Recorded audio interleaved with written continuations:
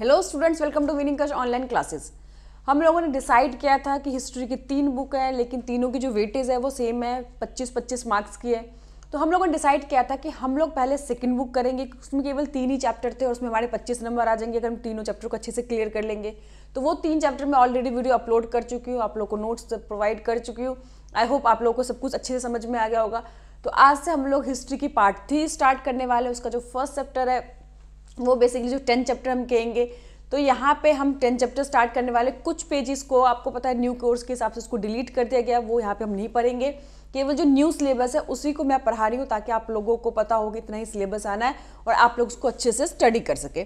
तो चलिए हम लोग स्टार्ट करते हैं। बुक थर्ड कर रहे हैं और उसका फर्स्ट चैप्टर है, लेकिन टोटल मिला के जो 10th चैप्टर इसमें आते हैं। तो चलिए इस पहले चैप्टर का नाम क्या है, कॉलोनियलिज्म एंड कंट्री साइड। तो पहले हम बात करते हैं, यहाँ पे बेसिकली ये मॉडर्न हिस्ट्री है क्योंकि इस टाइम पे ब्रिटिशर्स हमारे देश में आ गए थे। और स्टार्टिंग में आपको पता होगा 16th सेंचुरी के अराउंड ब्रिटिशर्स हमारे देश में आए थे। वो केवल ट्रेड करने के पर्पस आए थे, व्यापार करने के लिए आए थे। लेकिन धीरे धीरे उन्होंने क्या देखा, यहाँ की उन्होंने स्टेटस देखी, लोगों की हालत देखी और उन्हें लगा कि वहाँ पे इजीली रूल कर सकते हैं। तो इन्होंने रूल के बारे में बाद में सोचा, स्टार्टिंग में उनका ऐसा कोई प्लान नहीं था। लेकिन उन्होंने सबसे पहले रूल करना स्टार्ट कहाँ से किया, ठीक है, कैसे उन्होंने धीरे धीरे करके एक एक एरिया को ऑक्यूपाई किया और फिर पूरे भारत पे उन्होंने अधिकार जमा लिया। तो पहले जो बेसिकली कॉलोनियल रूल स्टार्ट हुआ वो बंगाल के अंदर स्टार्ट हुआ। आप सबको पता होगा कि 1765 में एक प्रोटेस्ट हुआ था। उस प्रोटेस्ट के बाद धीरे धीरे क्या कहता है, अंग्रेजों ने वहाँ पर ईस्ट इंडिया कंपनी ने वहाँ पर अपना कब्जा कर लिया था और वहाँ के जितने भी लैंड रिसोर्सेज थे और जो लोकल मतलब हम कह सकते हैं कि जो जुडिशियल सिस्टम था उन सब पर उन्होंने किस तरह से कंट्रोल कर लिया था। तो बेसिकली आपको पता होगा कि आपको अगर 1 मार्क्स में क्वेश्चन पूछेंगे कि सबसे पहले कौन से जगह से ब्रिटिश ने बेसिकली रूल करना स्टार्ट किया था, तो आपका आंसर क्या होगा, बंगाल। ठीक है, तो चलिए हम स्टार्ट करते हैं चैप्टर को। मैं बताना स्टार्ट करती हूँ कि बेसिकली बंगाल में क्या उन्होंने सिस्टम स्टार्ट किया था। ठीक है, बंगाल में रूल करना स्टार्ट किया था उस टाइम पे 1793 में। आपको ये डेट याद रखना है, 1793। ठीक है, 1793 में उस टाइम पे जो बंगाल के गवर्नर जनरल थे। अब एक गवर्नर जनरल होता क्या है, देखो वहाँ पे आपको पता होगा कि ब्रिटेन के अंदर महारानी होती थी, वो बेसिकली रूल करती थी। तो उन्होंने एक शाही फरमान जारी किया था कि इस फरमान के अंदर लिखा था कि अब केवल ईस्ट इंडिया कंपनी जो थी वही चाइना के साथ, अब भारत के साथ उनका मोनोपोली है कि वही ट्रेड कर सकते हैं। जो भी प्राइवेट बिजनेसमैन है, ट्रेडर है, वो किसी भारत से या चाइना के साथ डायरेक्ट ट्रेड नहीं कर सकते। उसे शाही फरमान कहा गया। तो ईस्ट इंडिया कंपनी इसलिए क्या भारत में ट्रेड करने लगी, धीरे धीरे उनका जो रूल है बढ़ने लगा। पहले उन्होंने बंगाल में स्टार्ट किया करना। तो उन्होंने एक पोस्ट बनाया था गवर्नर जनरल का, कि जो डायरेक्ट क्या करते थे, गवर्नर जनरल यहाँ पे रूल करते थे, मतलब ईस्ट इंडिया कंपनी के सबसे हेड हम कह सकते हैं। और वो सारी रिपोर्टिंग वहाँ तक जाती थी, उनके संसद में पेश होता था। तो अब उस टाइम पे याद रखना है आपको, सबसे पहले डेट याद रखना है 1793।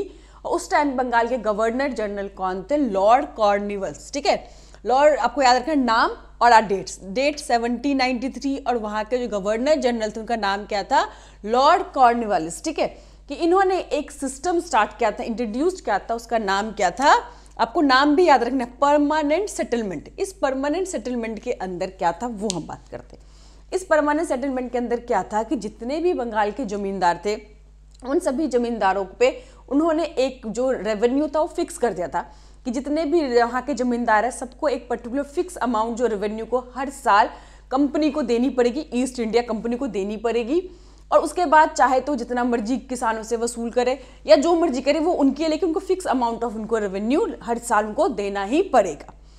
अब ब्रिटिशर्स ने ये सोच के रेवेन्यू फिक्स किया था कि एक उनके पास फिक्स्ड इनकम का सोर्स आ जाएगा, जिसके हिसाब से वो आगे उनको बहुत सारे खर्चे करने थे उनको रूल करने के लिए, एम्पायर बढ़ाने के लिए।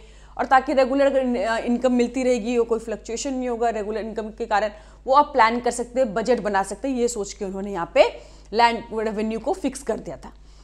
ठीक है, उसके बाद उन्होंने ये भी सोचा था कि जो जमींदार है वहाँ के धीरे धीरे जो लोग हैं उनके लॉयल्टी उनके टुवर्ड्स बढ़ेगी, वो उनके साथ काम करेंगे। तो ये सब सोच के उन्होंने किया था। लेकिन जो सिस्टम है सक्सेसफुल नहीं हो पाया। तो वो रीज़न क्या था, सक्सेसफुल क्यों नहीं हो पाया।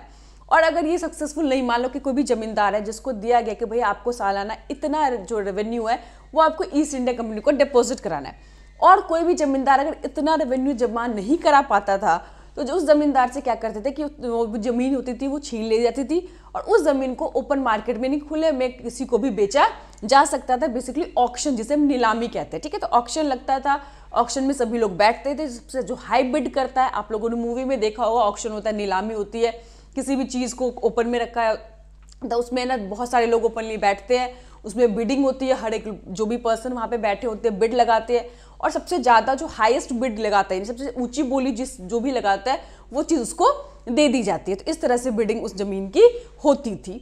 तो बेसिकली प्रॉब्लम क्या आई इसमें, सबसे बड़ी दिक्कत क्या है कि ज़्यादातर वहाँ के जो कलेक्टर ने देखा कि वो भी इस एरिया में, बेसिकली जो एरिया था वो बंगाल का वर्धमान था जगह था, वहाँ पर उन्होंने क्या देखा कि इस एरिया में जितने भी लैंड की जो ऑक्शन हो रहे हैं उसमें देखा उन्होंने कि 95% जो थे वो फर्जी हो रहे थे, यानी कि नकली हो रहे थे, जिसे हमने कहा ना फिक्शंस, समझ में। यानी कि उसमें होता क्या था कि जिस भी जमींदार की जमीन नीलामी हो रही है, ऑक्शन हो रही है, उस जमीन को खरीदने वाले भी क्या होते जाते हैं, वही जमींदार जो होते थे ये वो खुद नहीं डायरेक्ट खरीदते थे, वो अपने एजेंट के थ्रू, अपने सर्वेंट के थ्रू, अपने किसी न किसी जो नोन होते थे उनके थ्रू वो जमीन को दोबारा से खरीद लेते थे, ठीक है। उन्होंने खरीद लिया, अब वो टाइम से पेमेंट नहीं कर पाएंगे, उस जमीन की फिर से ऑक्शन होगी, फिर वो पेमेंट नहीं कर पाते थे। तो ऐसा होता क्या, धीरे धीरे उस जो लैंड होती थी उसकी वैल्यू गिरती जाती थी और बहुत कम रेट फिर जमींदार उसी को मिल जाती थी। उसके बाद कई बार जमींदार ये भी काम करते थे कि जैसे आपको पता है ब्रिटिशर्स उस टाइम बना रखा था कि जो भी लैंड होती थी बेसिकली जो वुमेन के नाम पे होती थी, औरतों के नाम पे जो होती थी वो उस पर छीनते नहीं थे, ठीक है, उस पर वो अधिकार नहीं जमाते थे। तो बहुत सारे जमींदार ने इस प्रॉब्लम से बचने के लिए क्या कहता है कि फ्री ऑफ कॉस्ट अपने जो भी वाइफ थी, मदर थे या उनकी डॉटर थी, उन सब पे नाम उन्होंने क्या कर दिया, ट्रांसफर कर दिया था ताकि इस सब प्रॉब्लम से बचने के लिए। तो ये सारी जो प्रॉब्लम थी बेसिकली, तो आपको याद रखना है कि परमानेंट सेटलमेंट क्या था, कहाँ पे लागू हुआ था, तो बंगाल में हुआ था, कब हुआ था, 1793 में हुआ था, किसने इंट्रोड्यूस किया था, बंगाल के जो गवर्नर थे, गवर्नर जनरल थे वो लॉर्ड कॉर्नवालिस, उसके द्वारा क्या गया था। ये सक्सेस नहीं हुआ क्योंकि 95% जो भी ऑक्शन हो रहे थे, जो भी सेल परचेज हो रहे थे वो सारे क्या थे, फिक्टिशियस थे, उसमें मतलब फर्जी या नकली हम कह सकते हैं। तो ये सब सिस्टम बेसिकली हमने पढ़ा परमानेंट सेटलमेंट के बारे में। अब सेकंड हमारी जो प्रॉब्लम है कि आखिर जमींदार लोग जो पहले से ही काफ़ी एक मतलब स्ट्रॉन्ग पर्सनालिटी मानी जाती थी, उनका काफ़ी किसानों पे काफ़ी कंट्रोल होता था, उनका दबदबा होता था, तो आखिर वो क्यों नहीं वसूल कर पाए, ठीक है। क्या रीज़न था कि बहुत सारे जमींदार थे वो फेल हो जाते थे और बाद में उनकी ज़मीन को नीलामी करने की नौबत आई थी तो उन्हें ऑक्शन पे लगाया जाता था। तो आखिर वो रीज़न क्या था, परमानेंट सेटलमेंट क्यों फेल हो गया, क्यों जमींदार रेवेन्यू ठीक से कलेक्ट नहीं कर पाए। तो उसके रीज़न कई बार एग्जाम में भी आते हैं, तो इसीलिए आपको ये जानना जरूरी है। ये जो टॉपिक मैं पढ़ा रही हूँ बहुत इंपॉर्टेंट, चैप्टर का सबसे इंपॉर्टेंट टॉपिक है, यही है, यह ध्यान रखना। तो पहला कि रीज़न फॉर दिस फेलियर, कि आखिर उसको फेल होने के पीछे रीज़न क्या था। सबसे पहला रीज़न कि अंग्रेजों ने स्टार्टिंग में जो भी रेवेन्यू डिसाइड किया था बहुत ज़्यादा था, ठीक है, जितना मतलब ज़रूरत से ज़्यादा ही हम कह सकते हैं। इसके पीछे रीज़न क्या था कि उन्होंने, अंग्रेजों ने सोचा, ये कंपनी जो भी मेंबर थे लॉर्ड कॉर्नवालिस, उन्होंने ये सोचा कि अभी हम क्या करें, इसको परमानेंट रखना, यानी कि हमेशा ही क्या, ये फिक्स है। आगे जैसे जैसे टाइम बढ़ेगा उनकी प्रोडक्शन बढ़ेगी, उनके प्राइजेस बढ़ेंगे, जो भी एग्रीकल्चर प्रोडक्ट्स हैं, और उसके बाद किसानों को बहुत फायदा होगा। इसीलिए उन्होंने स्टार्टिंग में क्या करा, और बाद में तो चेंज कर नहीं सकते थे क्योंकि नाम क्या था, परमानेंट, ठीक है, परमानेंट सिस्टम था। तो इसीलिए उन्होंने क्या करा कि स्टार्टिंग में ही बहुत ज़्यादा उसकी अमाउंट रख दिया, और जो आम किसान थे उनका इतना प्रोडक्शन हुआ नहीं, जिसके कारण जब किसान ही जब जमींदार को अपना रेवेन्यू जमा नहीं कराएंगे तो जमींदार आखिर ब्रिटिशर्स को या ईस्ट इंडिया कंपनी को कहाँ से रेवेन्यू देंगे। तो समझ में आए। तो पहला रीज़न क्या था, जो इनिशियल डिमांड थी बहुत ज़्यादा थी, बहुत से ज़्यादा थी। दूसरा कि अब ये क्या है, जो रेवेन्यू वॉज इनवेरिएबल। आपको पता है कि गाँव में जो लैंड होते हैं, ठीक है, हर एक लैंड की जो फर्टिलिटी होती है वो एक जैसे नहीं होती। कई लैंड होते बहुत फर्टाइल होते, उनमें बहुत प्रोडक्शन होती थी, ठीक है, कुछ लैंड होते थे बैरन होते थे, बंजर होते थे, बहुत कम प्रोडक्शन होती थी। बट वहाँ पे क्या था कि रेवेन्यू सबके लिए फिक्स था, चाहे लैंड फर्टाइल हो, जितनी मर्जी प्रोडक्शन हो, ना हो, बेकार हो, बट आपको जो रेवेन्यू है वो इक्वली देना ही पड़ेगा। ये भी बहुत दिक्कत थी। कुछ किसान क्या, उनकी प्रोडक्शन अच्छी होती थी तो वो देने में सक्सेस भी होते थे। कुछ किसान जिनके पास जमीन अच्छी नहीं है, प्रोडक्शन अच्छी नहीं है, आउटडेटेड टेक्नोलॉजी यूज़ कर रहे, पुराने टेक्नोलॉजी से काम कर रहे, तो उनके प्रोडक्शन होती नहीं थी, तो वो लोग क्या होते थे, परेशान हो जाते थे, मजबूर हो जाते थे, और वो अपने रेवेन्यू टाइम पे नहीं चुका पाते थे। तीसरा क्या है, इसमें जो प्राइस, जो एग्रीकल्चरल जो प्रोड्यूस गुड्स होती थे, समझ आए, उनकी जो प्राइजेस थी वो उतनी ज़्यादा थी नहीं, तो जितना कि उन पर टैक्स लगाया जा रहा था, जितना उनसे रेवेन्यू लिया जा रहा था, तो ये रीज़न है। चौथा रीज़न ये है कि आपको पता है बंगाल में पहले जो किसान थे, पीजेंट थे, हमारे पास अल्टरनेटिव सोर्स ऑफ इरिगेशन नहीं थे, तो मोस्ट ऑफ द फार्मर्स किस पे डिपेंड थे? इरिगेशन के लिए मानसून पे। मानसून क्या होती थी? फेल हो जाती थी। बंगाल में 1770 के आसपास बंगाल में बहुत बार अकाल आई, ठीक है, जिसके कारण जो बंगाल की जो हालत और भी दिन ब दिन खराब होती रही, स्पेशली किसानों की हालत और बुरी हालत हो गई। तो ये सारे जो रीज़न थे जिसके कारण जमींदार लोग रेवेन्यू कलेक्ट नहीं कर पाए किसानों से, पीजेंट से, और जब वो कलेक्ट ही नहीं कर पाएंगे तो आखिर वो ब्रिटिशर्स को डिपॉजिट कहाँ से करा पाएंगे। इसके अलावा भी बहुत सारे रीज़न थे जो जमींदार थे, ठीक है, जमींदारों को उन्होंने क्या करा कि रेवेन्यू कलेक्ट करने के लिए अपॉइंट तो कर दिया, उनको बता दिया कि आपको इतना देना है, बट उनकी पावर को बहुत ज़्यादा लिमिटेड कर दिया, जो कि ब्रिटिशर्स के आने से पहले जमींदारों का जो स्टेटस होता था, एक पावरफुल स्टेटस होता था, लोग उनके से डरते होते थे, वो सारे उनके जो पावर थे उनको लिमिटेड कर दिया। लिमिटेड कैसे कि आप ये समझो, अब उनके पास क्या होता था, जितने भी जमींदार होते थे उनके पास अपने एक ग्रुप होता था, ठीक है, कि जो लोग जिनके द्वारा वो लोग अपना लैंड रेवेन्यू कलेक्ट कराते थे, उस एक तरह सेना या जो भी मर्जी मतलब लोग कह लो, उनको उन्होंने पूरी तरह से ख़त्म कर दिया। जमींदारों का वहाँ पे लोकल पुलिस, लोकल कोर्ट पे पूरी तरह से कंट्रोल होता था, उसको भी ख़त्म कर दिया गया। जितने भी वहाँ पे लोकल कोर्ट थे उन सब में क्या कर दिया, जो ईस्ट इंडिया कंपनी ने अपने कलेक्टर अपॉइंट कर दिए। अब उनके जो भी सुपरविजन में सब कुछ काम होगा, डायरेक्ट रिपोर्टिंग क्या होगा, ईस्ट इंडिया कंपनी को हो गया। तो अब ना तो लोकल पुलिस उनके कंट्रोल में रही, ना तो उनके पास लोकल कोर्ट में कुछ कर सकते थे, ठीक है। उनको जो भी एक पर्टिकुलर जो आर्मी टाइप समझ लीजिए, सेना टाइप समझ लीजिए, मतलब उन्होंने अपने बंदे हायर किए हुए थे जिसकी मदद से वो क्या करते थे, लेते थे, तो उनको भी उन्हें रखने की परमिशन नहीं दी थी। तो इस तरह से उनको सिर्फ रेवेन्यू कलेक्ट करने का उनको परमिशन तो दे दिया, लेकिन उनकी जो पावर थी उनमें बहुत ज़्यादा कमी कर दी गई, ठीक है। तो ये सब रीज़न थे कि जमींदार पावरफुल अपना रोल प्ले नहीं कर पाए, तो जिसके कारण जब पावरफुल रोल ही प्ले नहीं कर पाए, उनकी शक्तियों में काफ़ी ज़्यादा लिमिट कर दिया गया, तो जिसके कारण जो वो ठीक से रेवेन्यू कलेक्ट नहीं कर पाए। और जब भी वो जाते थे अपने रेवेन्यू कलेक्ट करने के लिए, तो हर बार उनको जो किसानों की तरफ से कोई ना कोई परेशानी या दिक्कत सुननी पड़ती थी और टाइम से उनको रेवेन्यू नहीं मिल पाता था। और कई बार ये भी होता था कि जो गांव के जो रिच पीजेंट होते थे, किसान होते थे, अमीर किसान, और जो भी हेड ऑफ द विलेज होता था, जिसे गांव का मुखिया कहते हैं, वो लोग कई बार जानबूझ के भी जमींदार को टाइम से पैसा नहीं देते थे, टाइम से रेवेन्यू नहीं देते थे, क्योंकि उनको पता था कि वो टाइम से नहीं देंगे तो जमींदारों से ज़मीन ले ली जाएगी, उनको फिर ऑक्शन पे लगा दिया जाएगा, ठीक है। और पहले जमींदार काफ़ी पावरफुल होते थे, इन लोगों को परेशान भी करते थे, तो अब उनको अच्छा लगता था कि अब ये परेशान हो रहा है, इनके साथ मतलब बुरा होगा हम टाइम से नहीं पैसा देंगे। तो इसमें क्या था कि अंग्रेजों ने डिसाइड करता कि आपका एक रेवेन्यू भी फिक्स कर दिया कि इतना अमाउंट फिक्स है, और एक फिक्स डेट होती थी, ठीक है, कि इस डेट तक पहले यानी कि इस डेट से पहले सूर्यास्त यानी कि सनसेट होने से पहले इस दिन में आपको सारा जो भी रेवेन्यू डिसाइड किया गया है वो आपको कंपनी के पास डिपॉजिट कराना पड़ेगा, और उस दिन के अगले दिन के अगर कोई कराएगा तो वो इनवैलिड होगा, और उस दिन तक नहीं करा पाने के बाद जमींदारों से जमीन को लेकर फिर ऑक्शन पे लगा दिया जाता था, ठीक है। तो ये सब चीज़ें आपको बेसिकली क्या करना है, याद करना। एक चीज़ और इम्पॉर्टेंट है कि जब भी कभी जमींदार अपने साथ अपने मतलब रेवेन्यू को कलेक्ट करने के लिए जाते थे, तो उनके साथ एक ऑफिसर समझ लीजिए, तो उस ऑफिसर का नाम क्या कहते थे, उसे अमला, ठीक है, कि जो भी रेंट कलेक्टर ऑफिसर होता था उस ऑफिसर का नाम क्या है, अमला। एक नंबर में क्वेश्चन कई बार आया हुआ है कि जमींदार के साथ जो भी पर्सन या जो भी ऑफिसर विलेज में जाता है रेवेन्यू कलेक्ट करने के लिए, तो उस ऑफिसर या उस पर्सन का नाम, किस नाम से उनको जानते हैं, क्या कहकर पुकारते हैं, तो आपको याद रखना है अमला। एक नंबर में कई बार क्वेश्चन ये आया हुआ है, ठीक है। तो अब यहाँ पे हमने देखा कि ठीक है, किस जमीन, ये जो सारी प्रॉब्लम तो थी, सच में जेन्युइन प्रॉब्लम भी थी, और कुछ जो वहाँ के रिच पीजेंट थे, हेड ऑफ द विलेज थे, वो जानबूझकर लेट देते थे ताकि जमींदार को परेशानी हो, फिर उनके टाइम से वो नहीं दे पाएंगे तो उनकी ज़मीन को ले लिया जाएगा, फिर उनके ऑक्शन लगेंगे। अब जमींदारों के पास एक पावर तो थी कि जो लोग उनको पैसा नहीं देते थे वो उनके खिलाफ केस फाइल कर सकते थे, ठीक है। लेकिन ये इतना ज़्यादा लीगल जो प्रोसेस था वो इतना लेंदी था, बहुत लेंदी प्रोसेस था, क्योंकि देखा गया कि 1798 में लगभग 30,000 से भी ज़्यादा केस पेंडिंग चल रहे थे। तो अगर वो उसमें कोर्ट कचहरी में जाएंगे भी, यानी कि उसके खिलाफ कार्रवाई भी करेंगे, कोई लीगल एक्शन भी लेंगे, तो इतना लेंदी प्रोसेस था, इतना लंबा था कि उसका रिजल्ट बहुत लेट आएगा और खास कोई फायदा जमींदार को होगा नहीं। तो इसीलिए वो लोग इस कानूनी कार्रवाई को भी नहीं कर सकते थे, नहीं जाते थे ज़्यादातर जमींदार।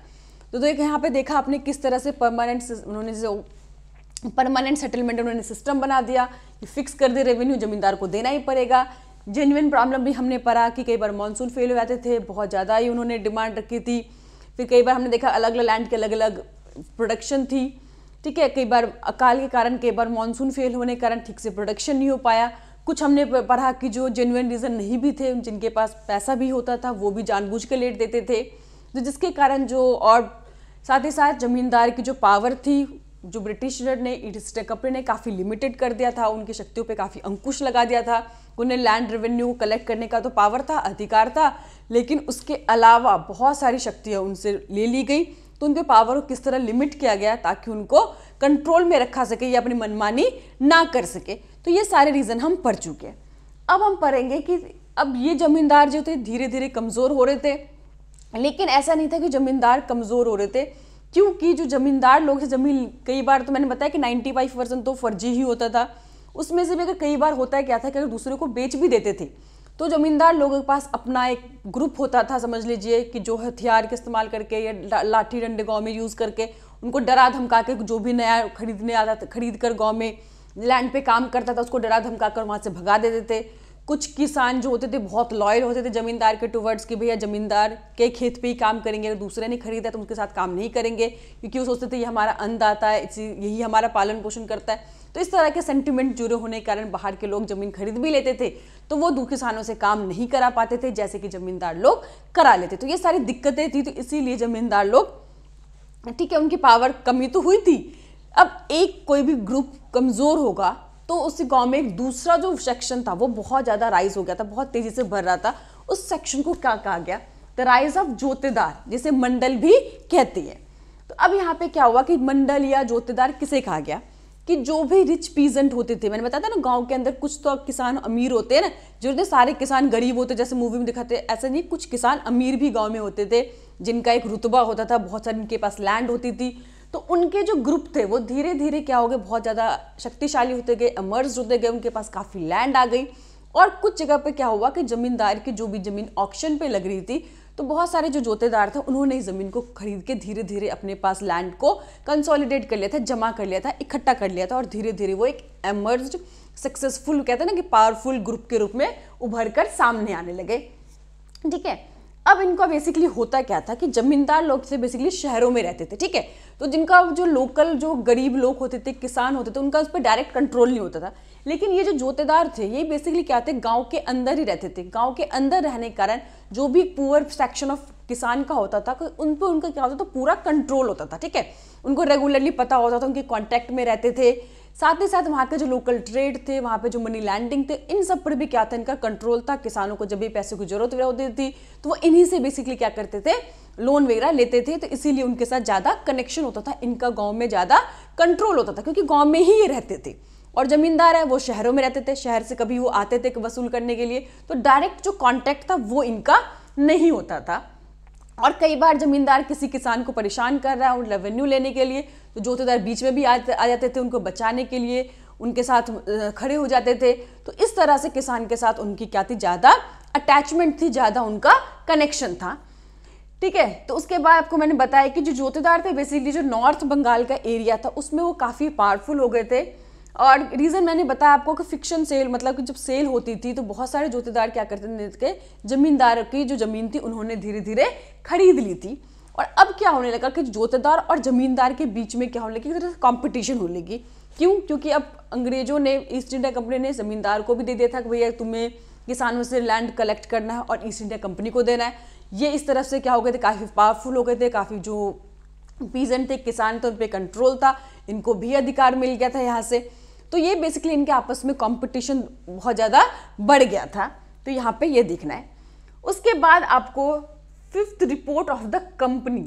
अब ये फिफ्थ रिपोर्ट क्या है? अब मैंने आपको बताया कि जो ईस्ट इंडिया कंपनी थी बेसिकली शाही फरमान, यानी कि वहाँ के जो एलिजाबेथ क्वीन थी उन्होंने ईस्ट इंडिया कंपनी को परमिशन दे रखी थी, मोनोपोली दे रखी थी कि इंडिया और चाइना के साथ जो डायरेक्ट जो ट्रेड करने का जो पावर है केवल ईस्ट इंडिया कंपनी को ही है। अब धीरे धीरे ब्रिटेन में भी क्या हुआ कि बहुत सारे जो प्राइवेट ट्रेडर्स थे, बिजनेसमैन थे, वो भी इमर्ज हो गए थे। वो इस बात से बहुत नाराज़ थे कि भैया ईस्ट इंडिया कंपनी को ही फ़ायदा हुआ बंगाल में जब उनका शासन स्टार्ट हुआ। वो लोग भी भारत से ट्रेड करना चाहते थे, वो भी चाहते थे कि भारत में आए, सामान बेचे, यहाँ से सामान लेकर जाए, लेकिन ईस्ट इंडिया कंपनी को मोनोपोली हो गई थी।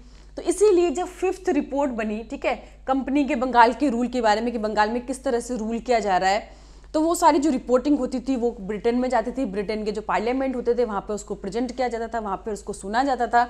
तो उसमें दिखाया गया कि जो बंगाल में जो काम हो रहा है वो ठीक से नहीं हो रहा है। क्यों? क्योंकि आपने पीछे देखे थे बहुत सारे जमींदारों से ज़मीन ले ली गई थी, किसानों की जो स्टेटस थी काफ़ी ख़राब हो गई थी, इतना ज़्यादा उन पर टैक्स कलेक्ट करने का जो बर्डन डाल दिया गया था।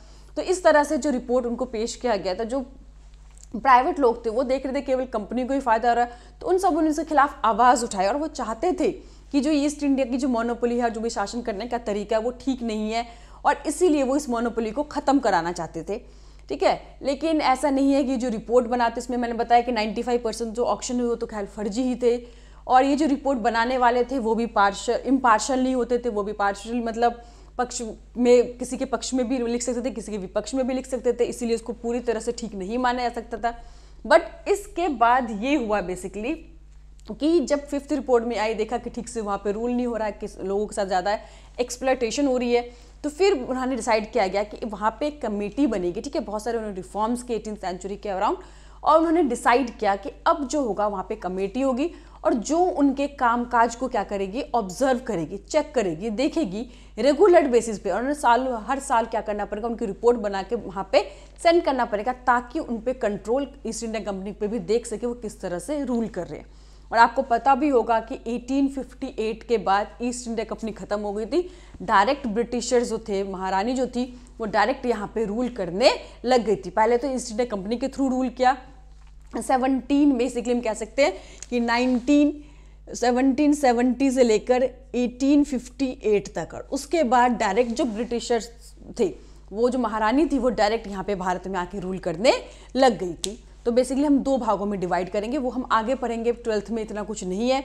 तो बेसिकली ये आपके एग्जाम के पॉइंट ऑफ व्यू से जो इंपॉर्टेंट है कि जो परमानेंट सेटलमेंट था वो क्या है, कब लागू किया हुआ, कहाँ पे हुआ, किसने इंट्रोड्यूस किया, MCQ के पॉइंट ऑफ व्यू से, फिर उसके क्या क्या प्रॉब्लम्स है, क्यों नहीं सक्सेस हो पाए, ठीक है। जमींदार की क्या प्रॉब्लम है, जमींदार के जो पावर है, किस तरह से जो ब्रिटिशर्स हैं उन्होंने इसको कंट्रोल किया, उसके बाद जोतेदार क्या थे, किस तरह से वो एमर्ज हुए, और 5th जो आपको रिपोर्ट है वो क्या था। तो ये सारी चीज़ों को हमने यहाँ पे कवर किया है। हमारे कुछ टॉपिक रह गए, उसको नेक्स्ट क्लास में हम लोग डिस्कस करेंगे। आई होप आप लोग को अच्छे समझ में आ गया। कोई भी डाउट हो तो प्लीज़ आप लोग मुझे कमेंट कीजिए। बाकी नोट्स के लिए आप लोग विनिंगकस्ट ऐप को डाउनलोड कीजिए, वहाँ पे आपको चैप्टर वाइज हर आपको नोट्स इजीली मिल जाएंगे, ताकि आप वीडियो के थोड़ा सुन के और वहाँ पे नोट्स के द्वारा जो जो मैं आपको पढ़ा रही हूँ, जो जो मैंने बताया, सेम मैंने ऐसे पॉइंट्स वाइज मैंने नोट्स प्रिपेयर किए हैं, ताकि वीडियो और नोट्स में कनेक्शन हो, इजीली आपको समझ में आए, और ताकि आप अच्छे से मार्क्स स्कोर कर सको।